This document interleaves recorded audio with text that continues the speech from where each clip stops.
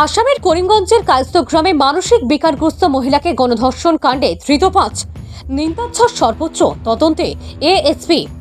আসামের করিমগঞ্জ জেলার দক্ষিণ করিমগঞ্জ সমষ্টির কায়স্থগ্রাম বাজার থেকে মানসিক বিকারগ্রস্ত এক মহিলাকে অটোতে করে তুলে নিয়ে নির্জনে গণধর্ষণ করল একদল লম্পট যুবক। পরে বিষয়টি প্রকাশ্যে এনে এই কাণ্ডে তদন্তে নেমে এতে জড়িত ৫ লম্পট যুবককে আটক করে স্থানীয় পুলিশ।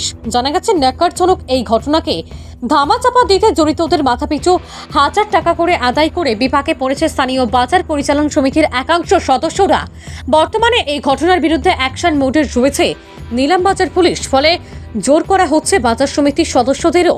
পুরো তদন্ত প্রক্রিয়া তদারকি করছেন করিমগঞ্জের অতিরিক্ত পুলিশ সুপার প্রতাপ দাস। উল্লেখ্য যে জুন মাসের শেষ দিকে ন্যাক্কারজনক ঘটনাটি সংঘটিত হলেও বিষয়টি নিয়ে ধামাচাপা দেওয়ার চেষ্টা করা হয়।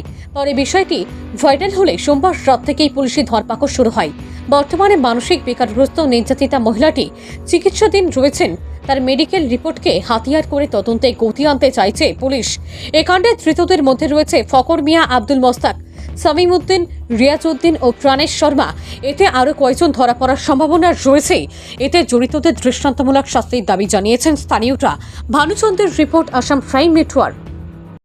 নিলামবাজার আরক্ষী থানার অন্তর্গত আমার কায়স্থগ্রাম বজাৰ এৰিয়াত আমাৰ ইণ্টাৰভিনিং নাইট অফ 29:30 আমাৰ এটা ইনফৰমেশ্যন আমি পাওঁ যে ৫গৰাকী মানুহ এজন মহিলাক, যিজন মেণ্টেলি ৰিটাৰ্ডেড, তেওঁক এটেম্প টু ৰেপ কৰে আৰু একৰ্ডিংলি আমি চ'ৰ্চ এংগেজ কৰি আমি ৫জন মানুহক আসামিক এপ্ৰিহেণ্ড কৰোঁ।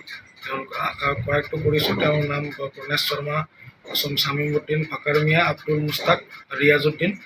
ইণ্টাৰগেশ্যনত গম পাওঁ যে তেওঁলোকে ৫জনে দলবদ্ধ ৰেপ কৰিছে, ধৰ্ষণ কৰিছে এগৰাকী মেণ্টেলি ৰিটাৰ্ডেড মহিলাক। আৰু তাৰপিছত তেওঁলোকক আমি এৰেষ্ট কৰিছোঁ আৰু ইতিমধ্যে আমি কেছ ৰেজিষ্টাৰ কৰিছোঁ। ৰেজিষ্টাৰ কৰাৰ পিছত আমাৰ তদন্ত এতিয়া অব্যাহত আছে আৰু মহিলাগৰাকীকো আমি ৰিকভাৰ কৰিছোঁ আৰু নেচেচাৰী একশ্যন লৈ থকা হৈছে।